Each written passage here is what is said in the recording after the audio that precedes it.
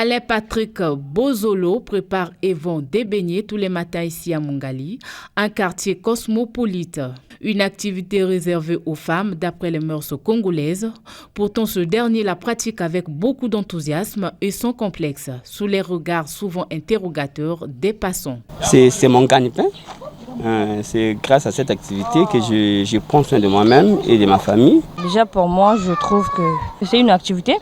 Il trouve un profit avec ça. Il gagne sa vie avec, donc il n'y a pas de mal à ça. Un peu plus loin au plateau des 15 ans, cette activité génératrice de revenus est pratiquée par les frères Malandi. Ces derniers suivent méticuleusement les étapes de préparation grâce aux valeurs transmises par leur mère. Ça fait 22 ans que nous faisons cela.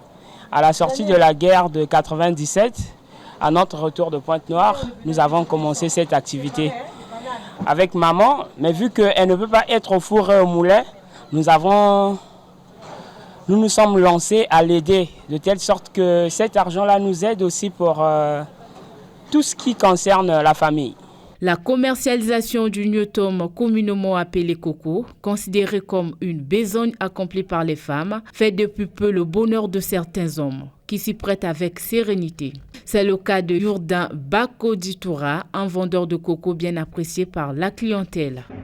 J'encourage les hommes à s'imprégner dans les activités dites des femmes. Au lieu de voler, je préfère m'exercer afin de s'occuper de ma famille. Il est évident que le concept métier n'a plus aujourd'hui un genre. Ces hommes brisent de plus en plus des codes dans une société qui a parfois du mal à accepter cela. Quand on gère les impressions, on ne va pas loin. Oui, les gens racontent que c'est une activité féminine que je ne peux pas faire. Mais... Ces hommes sont bien déterminés à se positionner dans ces activités communément appelées métiers de femmes, car il n'y a pas de saut métier, il n'y a que de saut toujours.